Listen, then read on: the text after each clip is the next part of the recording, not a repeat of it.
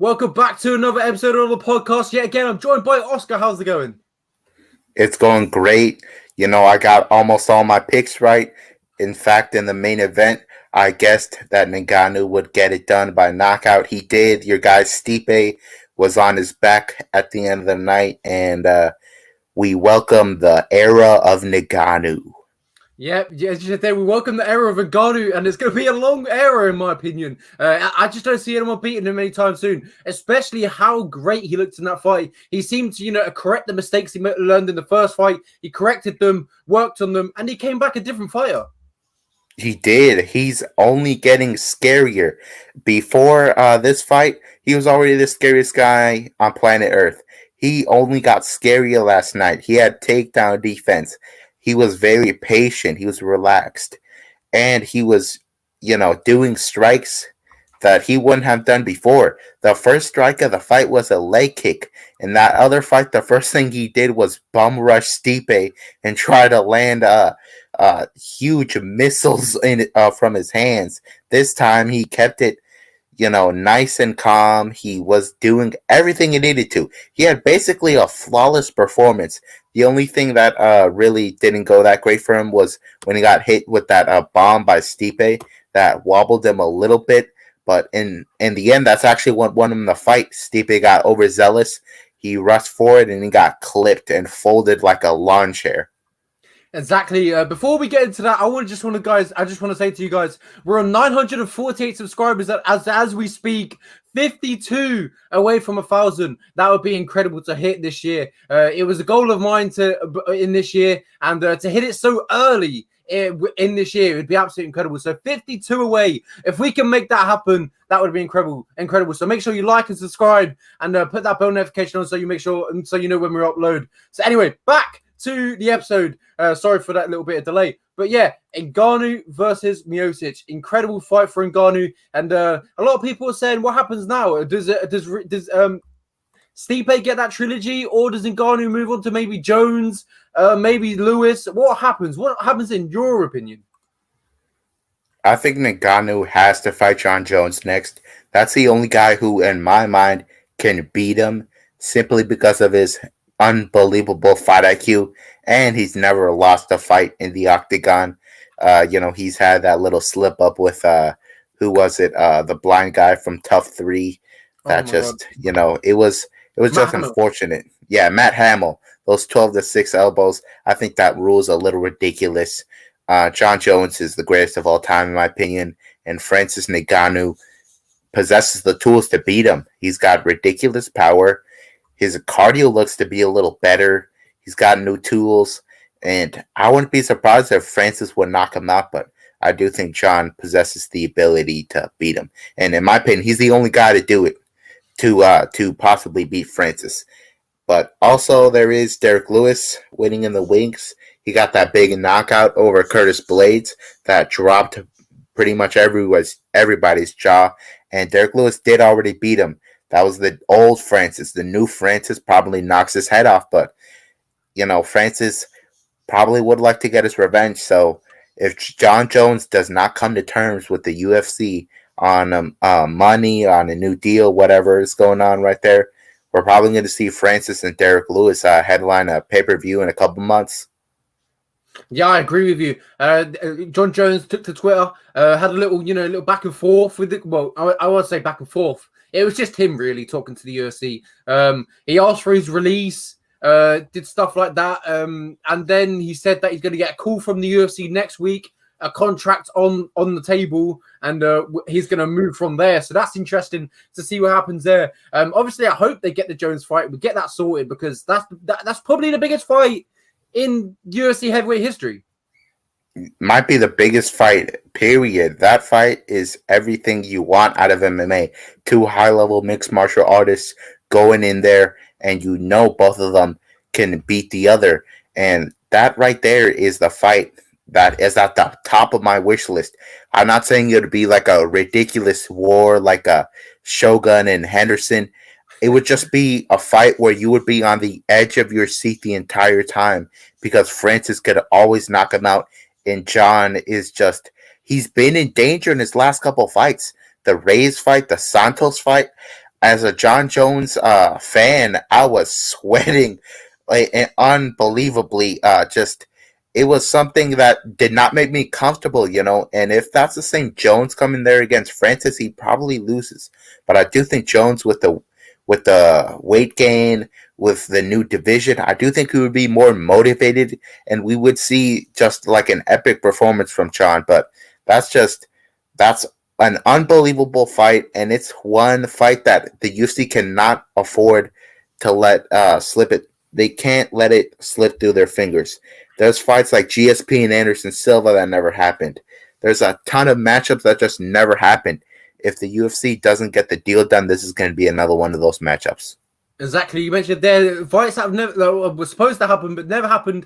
If we look at fights like that, we're thinking about the likes of Couture versus Fedor. That was meant to happen. That didn't go down. This is up there with that kind of fight. If this fight gets booked, the hype behind this fight would be incredible. The embedded would be amazing. The countdown would be amazing, and they would absolutely stack the card.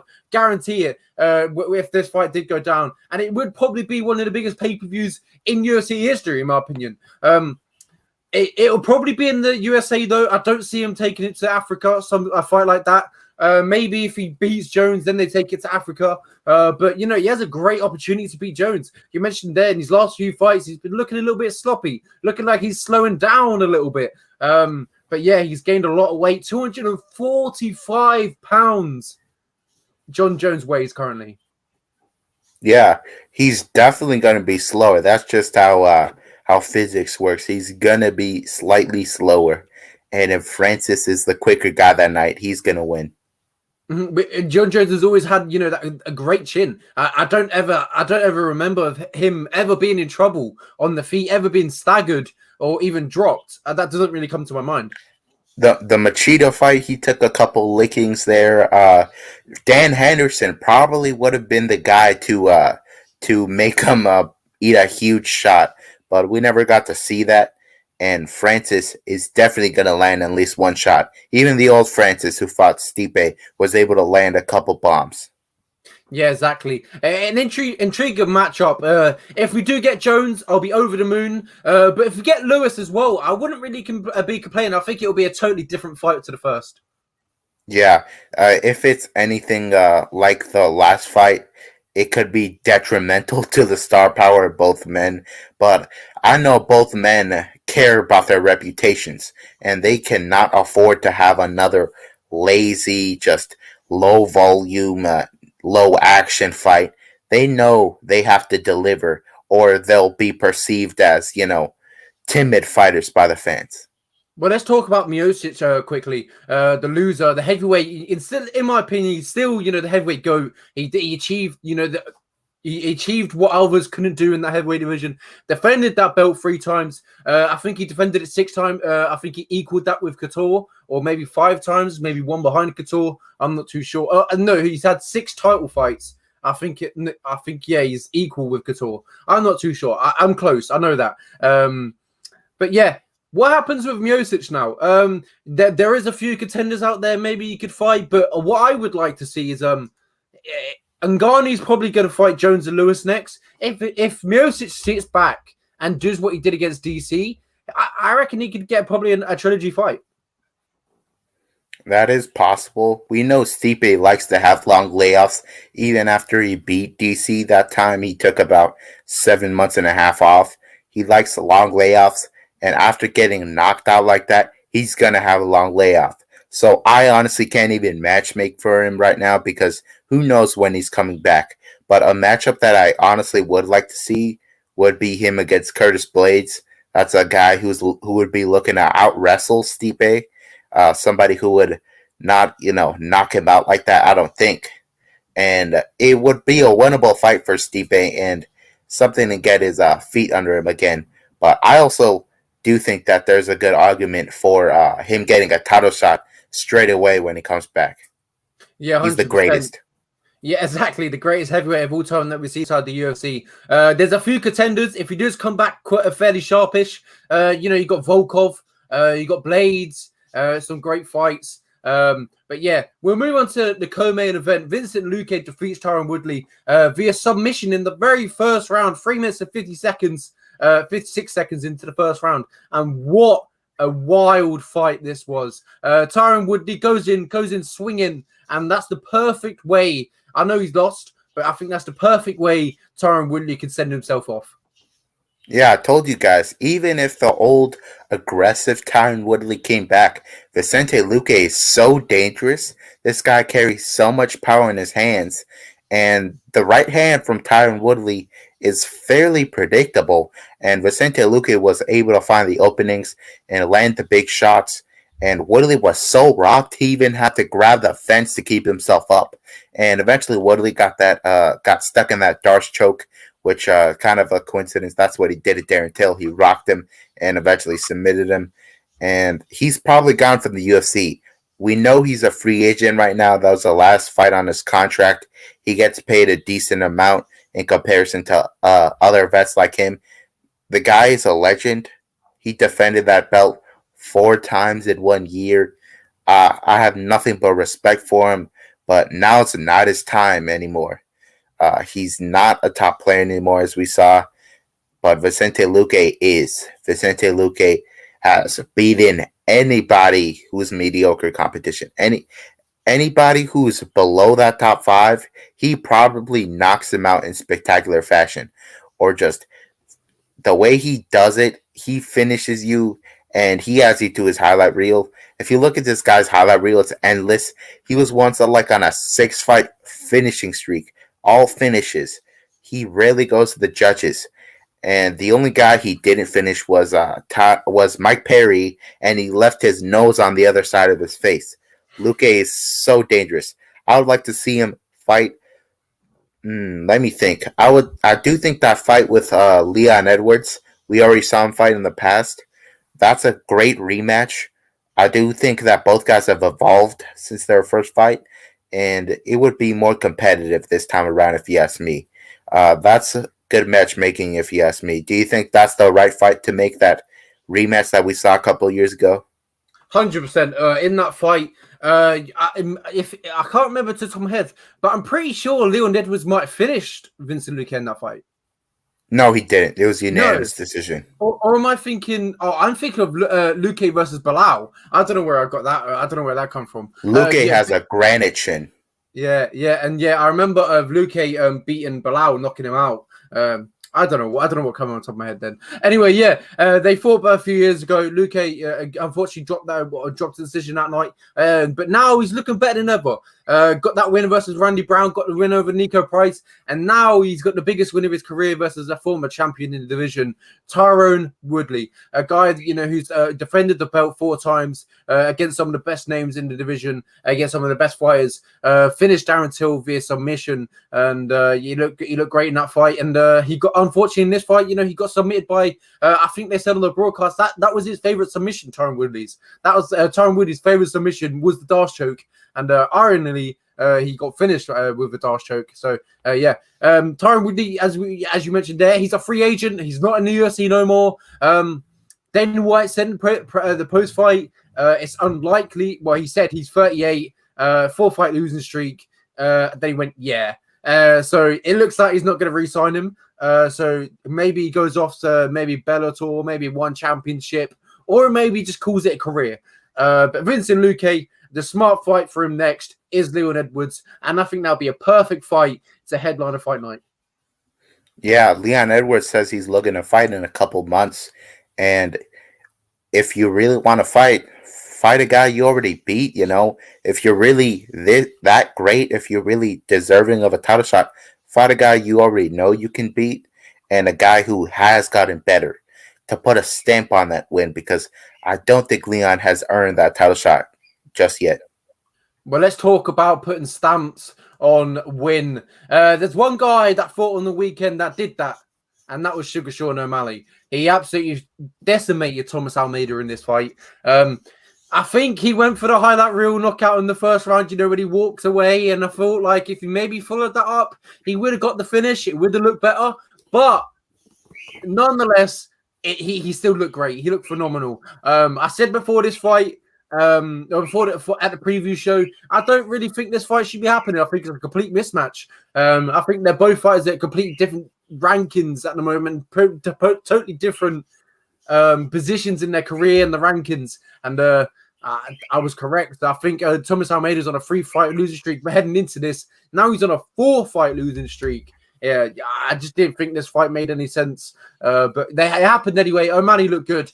Finished Almeida with a beautiful combination. And then that right hand, that ground and pound, that big right hand puts the lights out of Almeida and finishes the fight. And he called he called out Dominic Cruz, and Dominic Cruz texted Chael Sonnen and said, "I want that fight." That's interesting. That's 100% the matchup I want to see for Sean O'Malley. He needs to step up in competition. He had that against Marlon Vera, but that was he said it was a freak accident. That was a little bit of a strange circumstance. Chito Vera's toe hit a nerve in Sean O'Malley's leg, whatever. I do think Sean O'Malley was going to win that fight. That would have been a very competitive fight, but I did think Sean O'Malley was going to win that. Regardless, a legend, a former champion like Dominic Cruz, that would be the fight for Sean O'Malley, because we just saw right here a guy who's a little lower tier. He absolutely picks him apart and knocks him out. And that last hammer fist he landed was absolutely brutal. Mark Smith was a little late to stop that. Yeah, I agree with you. It wouldn't surprise me if Thomas Almeida gets cut from the UFC after this. 4 fights on the bounce that he's lost. The UFC, they're very, strict, and wouldn't surprise me if he gets cut from the UFC. But yeah, Sean O'Malley versus Dominic Cruz, that's a tremendous fight, and I'm down for it. Maybe even a Marlon Vera rematch. I'm down for that too. Yeah, Dana did make a good point. The Vera rematch will always be there, and it would actually be better if we saw that fight, say, in 3 years, where both guys have evolved even more, and we can look back and kind of like with the Holloway Poirier fight. You remember, you look back at those guys, you saw how much they changed, how much they got better. That would be a little cooler if you ask me. Yeah, exactly. A great point. Even, the McGregor versus Poirier, that fight happened so long ago. Then the rematch, and we saw how both guys involved, and Dustin Poirier involved just that little bit more. Yeah, and I don't get how Poirier is the underdog in that rematch. He's actually the underdog. I don't get it. Even Michael Chandler said that with a couple small tweaks, Conor McGregor beats him in the rematch. I just don't see that. Yeah, early prediction, Dustin Poirier knockout round 3. That's what I'm going for. Anyway, we're not here to talk about that. Gillian Robertson versus Miranda Maverick. They both women put on an absolutely incredible show that week on this weekend. A great fight from both women. Miranda Maverick comes out on top with a 3-round unanimous decision. And yeah, she looked good in the fight. Her striking looked good. But what impressed me most was her wrestling skills. In round 2, we saw her in a little bit of trouble. But the scrambles in this fight was incredible. Both women were scrambling to save their life. But Miranda Maverick, what I saw in this fight is that the size and the size of her, and like how strong she looks in these exchanges is beyond me. And I think she's a real problem. Sorry, I think she's a real problem in the UFC women's flyweight division, and I feel like she can go, maybe to the top 5. I'm not too sure whether she could be a champion or maybe a former title contender at the moment, because I haven't seen enough of her. She's very young. She's 23 years of age. 23 years of age. Where would I like to see her go next? I mentioned this in the preview, and I said I would love to see a matchup with her and Macy Barber, and I think that should be next. That makes a ton of sense. We saw Macy Barber suffer a setback against Alexa Grasso a couple months back, and Miranda Maverick would be no easy fight. We saw that she's very physically strong. She has that farm strength. She grew up on a farm, probably carrying things that are heavier than a lot of people do when they're younger. And she's very big. She's a bully in there. You saw her striking is just mean. It's high volume. It's constant. And against somebody like Gillian Robertson, whose main goal is to strangle you, Gillian Robertson did get a hold of Miranda, and she was not able to strangle her. So that's a huge positive for Miranda Maverick. She can survive on the ground against a high level black belt like Jillian, and she can also strike with the best of them. And Macy Barber is a really aggressive striker, so that's a fun matchup right there. That would be guaranteed fireworks on the feet. Yeah, we saw in this matchup, Miranda Maverick was just levels above Gillian Robertson on the feet. You see that instantly. She was clipping her at will. She was setting the pace of the fight on the feet, and she was using her strikes effectively and lighting up Gillian Robertson on the feet. Yeah, Jillian Robertson, I believe she had some sort of eye injury, and since then she's only done like uh like not the hardest of sparring because she doesn't want to do a lot of damage to her eye. And uh, after that, it's probably not going to be as competitive against the high level strikers for her. So I do think she has to work a little bit more on her stand up. But Miranda Maverick, she's only 23. She's still doing school on the side. She's only going to get better, and that's pretty scary. So if Valentine retires, I'm calling it right now. Miranda will be your champion. Wow, that's huge from Oscar. A very bold prediction. She definitely has potential in the division, and I would love to see a matchup with her and Basie Barber in the future. But you said there a word crucially that kind of brings me a segue to the next bout. You said damage, and oh my God, did Jamie Malarkey put damage on Carmen Worthy in this fight? 46 seconds is all it took for Malarkey to end the night, and you don't get paid for overtimers. That's what they say, don't they? Yeah, I never questioned Malarkey's power here. I actually thought Worthy was going to be the one putting Malarkey to sleep, but he always leaves himself open. Worthy, when he goes for those shots, he leaves himself open. He's been knocked out a ton of times throughout his career, which is why that Devontae Smith fight was such a huge upset. Devontae Smith has ridiculous power, more power than Malarkey, and it was Worthy that got to win that night. So this was a huge win for Malarkey. I was quite confident in Malarkey, like as an underdog. If you were thinking about betting underdogs that night, Malarkey was probably the guy to bet. He actually has the better wrestling. He has the better ground game, and that's how he would win this fight. Most times, it wasn't this time. He got a knockout in under a minute, and it was a tremendous way to kick off the main card. And Malarkey didn't look that great at the weigh-ins, so I didn't think of betting him then, but that didn't matter. He looked like $1,000,000 that night, and I would like him to fight another striker because he just put out a pretty good striker in Worthy.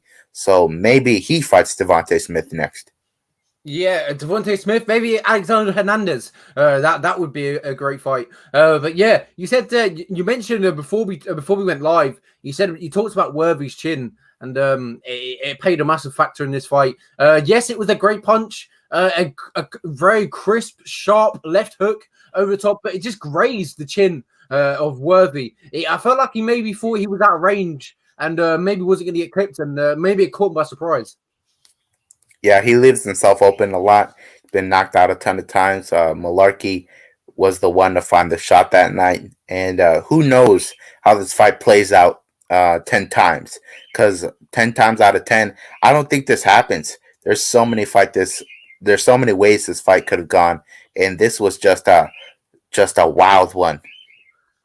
So we had some incredible prelims as well on the card. So we'll talk about a few of them, and I'll start it off. We'll talk about Alonzo Menfield, if you like. Absolutely. This one was short and sweet. I knew Alonzo Menafield would get a first round finish, and he did, but not by knockout like he usually does. This time around, he studied his old opponent, OSP, and he got that the St. Preux choke up. What's it called? The Von Flue choke. Yes. Von Flue, yeah. It should be called the St. Preux choke. He's done it so many times. Yeah, we saw Fabio Sharon, I believe it is. He held on to that guillotine, and you know what happens when you hold on to that guillotine and the other guy's in side control. He can get that Von Flue choke, just put that shoulder on your carotid artery, and get a nice victory there with style points. That was one of four Von Flue chokes in UFC history, I believe. And who would have thunk it? Alonzo Menifield getting a first round submission in the UFC.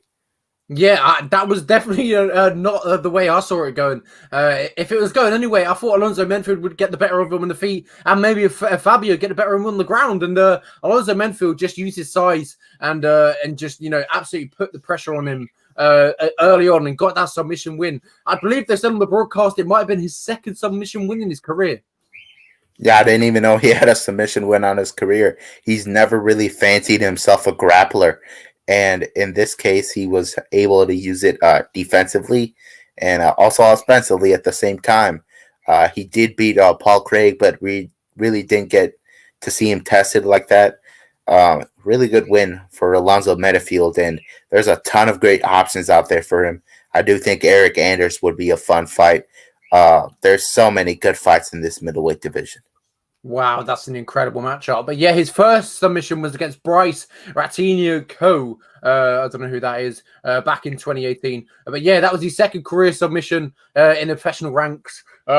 Yeah, Eric Anders, that's a tremendous fight. The shape Eric Anders came into his last fight, but I believe Eric Anders, he's been saying on Twitter that he has a fight signed.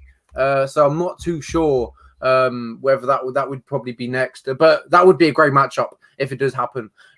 Should we talk about a controversial one? Yeah, this was quite controversial. This fight right here was between two light heavyweights, Modestas Bukauskas and Michal Oleksiejczuk. And this was, prime for a knockout, in my opinion. I thought there was going to be a knockout in this fight. If you told me this one of the judges, I wouldn't have believed you. This was not exactly what I expected. We saw a lot of improvements from Modestas Bukauskas. He was quite patient, and Michal was not. He was in his face the entire time. He was throwing bombs. I do think this fight was given to the wrong guy by the judges. I do think Modestas Bukauskas did enough to get it done. The third round clearly went to Michal. He got a nice body shot, and unfortunately, he was unable to recognize that Modestas was badly hurt. That probably did, cause him not to get the stoppage. But Modestas Bukauskas was improved. He was more patient. He landed more strikes. If you look at the strike counts for each round, he did land more strikes. So it probably went to Michal because he was just the forward-moving fighter and always trying to take his head off. And I was also impressed by Michal's cardio. Usually we see him fade a little bit later in fights and then he gets submitted. Modestas Bukauskas really didn't want to take it to the ground. He knew this would be a fun fight on the feet, and it was. Definitely, for as long as it lasted 50 minutes, it was an incredible fight on the feet. A great way to kind of start off the card, set that momentum. But yeah, I agree with you. I think this fight went the wrong way. I think I'm not being biased, but I think Modestas Bukauskas won this fight. Round one, round two, I think he, I think it might have been round two. He edged it just. Round one, I thought he won. And round three, as you said there, Michal, he won that round clearly. But he failed to what's the word? Capitalize on the when he hurt, Modestas Bukauskas with a body shot. So who knows what would happen there? But I thought Modestas Bukauskas should have got his hand raised that night, and unfortunately, he didn't. But it was a close fight. Could have went either way, depending on the judges who we have that night. And yeah, let's talk about one more. What we go with, Oscar? Yeah, the first fight of the night was there's a lot of conversation pieces on that one because my goodness, Abu Azaitar came in with reckless abandon and he simply didn't have the gas tank to back it up. Did you think it was going Abu's way before he completely gassed out? I think it was this way to start the card. It was a bit, sluggish. I thought the fight was a bit all over the place. I thought on the feet. I thought it might have been going Abu's way. I think I had him. I think it was what I think I had him 2-0 up actually heading into the third, and Mark got that finish. But yeah, he just gassed out really bad. I thought the fight was all over the place. It was just really sluggish. Neither men really looked great. And no disrespect, but neither men really looked great. Yeah, Marc-Andre Barrel, in my opinion, he did get that second round off of volume because Abu Azaitar was so exhausted that Mm. he was basically offering no defense for Marc-Andre. Marc-Andre has slightly better cardio, but as you said, not excellent cardio. He's no Max Holloway who can throw a record amount of strikes and say, "Oh wow, I'm a little tired." This was two middleweights in there who definitely came to fight, but I do think that both guys were expecting to get a knockout, and they never got it. Marc-Andre did get the stoppage later, but my goodness, that the ref probably let it go on a little too long. As you see right there, he landed 190 total strikes.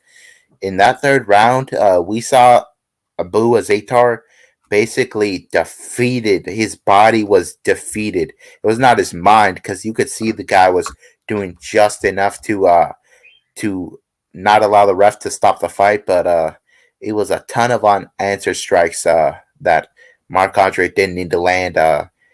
Abu Azaitar, I don't know what went down. How exactly did he fall? Because some people were saying the ref tripped him. Some people were saying he was so tired that when he was going for his mouthpiece, he was so tired he just fell over.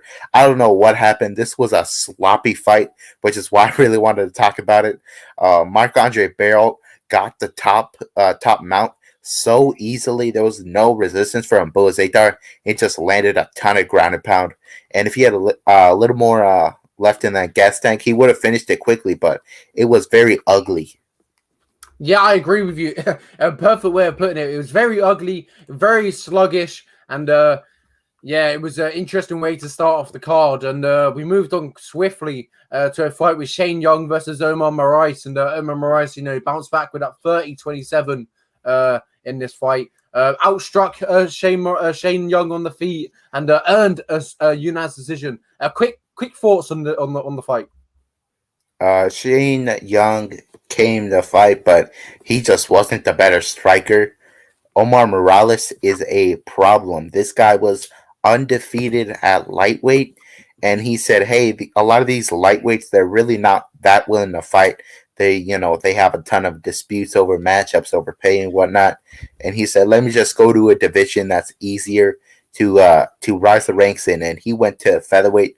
He had a tough matchup against Giga Chikadze, and Shane Young was a better matchup for him, and he outstruck him and won over the course of 15 minutes, and he looked awesome.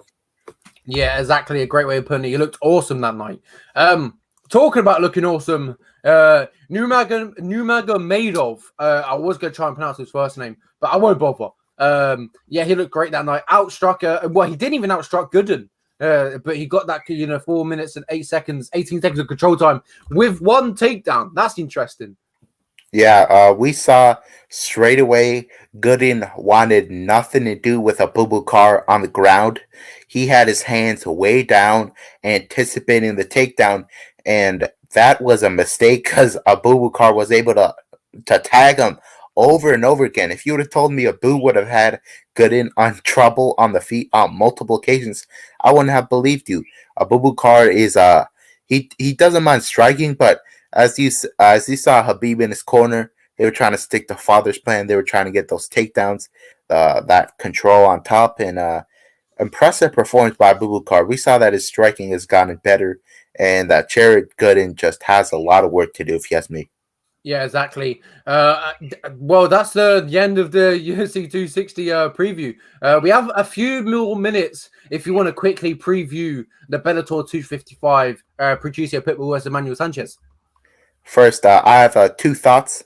Number one, congrats to Batty Pimlet. He got that signing to the UFC. Awesome stuff.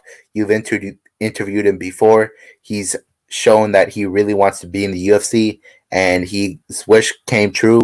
Congrats to Patty. And also, Darren Till just got out of that fight with Marvin Vettori. If Alexander Volkanovski is healthy right now, because he did have a fairly severe case of COVID that got him out of the fight with Brian Ortega, I do think maybe put the title fight right there because he's staying in the U.S. in anticipation of this. But if not, who knows who steps in for Darren Till? Maybe Kevin Holland. Do you think Yeah, Kevin Holland is the guy to do it? yeah. Kevin Holland has expressed his interests of stepping in, so most likely he is the guy to step in, and I'm all for it. Yeah, those guys have thrown a couple jabs on social media. Those guys would have a fun fight. Marvin Vittori, you saw in his last fight, his striking has improved so much. He's a fun fighter to watch. And another fun fighter to watch is Pitbull, Patricio Freire. My goodness, that finish of Michael Chandler. I did think it was an early stoppage, but the fact that he was able to drop somebody as good as Michael Chandler, a guy who's won multiple belts in Bellator, that's just shows how good he is. He's a double champion. Not a lot of guys can say they've done that in this sport, but Emmanuel Sanchez will not let it be easy for him. Emmanuel Sanchez has done pretty well in this Grand Prix so far. He got that win in the first round, I believe. Who was it? He got a win over Daniel Weichel decision. Yeah, absolutely. He did look like a $1,000,000 in that, but I just don't think he's to the level of Pitbull. Pitbull is just on a different level right now. I do think this guy, if he went to the UFC, he could definitely be in that top 3 mix in the featherweight division. In the lightweight division, who knows how it would go for him, but I do think he's an elite talent and he's going to showcase his skills this night. Do you think Emmanuel Sanchez could offer threats to him on the ground or on the feet? He's called El Matador for a reason. He puts a lot of pressure on his opponents, and he's going to go in there and put a lot of pressure on Patricio Pitbull. But it only takes one shot for Patricio Pitbull to put your lights out. We've seen it in his last fight against Pedro Carvalho. That was a vicious finish, a vicious stoppage. And we see, as you said, we saw it against Michael Chandler, stopped him. If you look at his the one before his Pedro Carvalho, he fought Juan Archuleta and he won that fight. He beat Michael Chandler, and then he actually beat Emmanuel Sanchez. This is a rematch. Pitbull got the best of him the first time around, and second time around, I see Patricio Pitbull getting the best of him once again. Yeah, I think this is a case where history will repeat itself. The first fight was not that long ago. It's not like Holloway and Poirier, where those guys were just at the beginning of their careers. Pitbull is gonna, make history repeat itself. Yeah, we'll talk about a few fights on this card. We've got Naaman Gracie versus Jason Jackson, an incredible co-main event that they have. We've got Usman Nurmagomedov. We've got Taro Fortune, Roger Huerta returning back to Bellator cage for a few years. We've got Mandel Niala. He's also a good prospect. And we also got Magomed Magomedov. There's some great fighters on this card, and I can't wait to see them. But yeah, we'll start off with the co-main event. Naaman Gracie versus Jason Jackson. This is an intriguing matchup. As of late, Jason Jackson has been looking good. Beat Benson Henderson in his last fight. Then beat Jordan Main. And then beat Kurichi Kumyoto. But he has lost to Ed Ruth via split decision. And Naaman Gracie in his last fight got that submission against none other than John Fitch. But he has that loss against Roy McDonald for the belt. And in my opinion, I see Naaman Gracie getting the better out of Jason Jackson this fight. Jason Jackson obviously is on a good run at the moment, but I think Nathan Gracie. All you have to talk about. I talk about his name, Naaman Gracie. Gracie, that's all you need to really know how good he is on the ground. He's incredible on the ground, and I think he takes his fight to the floor and gets that submission. Yeah, I would have to agree with you. Jason Jackson has never been submitted before, and if anybody's going to do it, it's going to be a Gracie who's just going to latch onto a leg, an arm, whatever he needs, and he's probably going to get that submission. We've seen guys in the past. Can you zoom in on that a little bit? I can't read it too well. It's when Jason Jackson got submitted on Ultimate Fighter 21. Oh, I completely forgot. I didn't watch that Ultimate Fighter season yet. Yeah, he did get submitted before in the first round, so that's why my pick is Naaman Gracie by first round submission.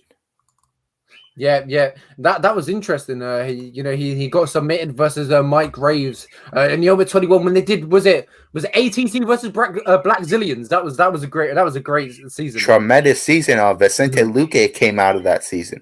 Yeah, that was an incredible season. I love that season. I think I watched the full episodes. It was incredible. It was entertaining. So we're both going with Naaman Gracie in that fight, and we'll talk about Usman Nurmagomedov quickly.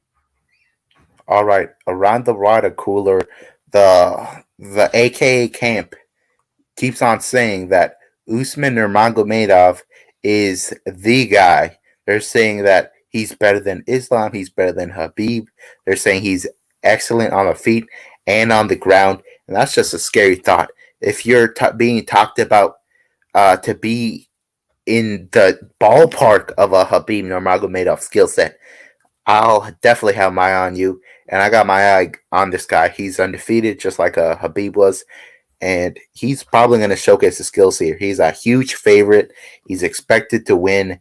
And I do think there's nowhere to go but up from his current position. He just signed a Bellator. And I do think they give him somewhat of a favorable matchup here. This is a guy in Usman who's comfortable wherever this fight goes, but he's probably going to take it to the ground and eventually get a ground and pound finish.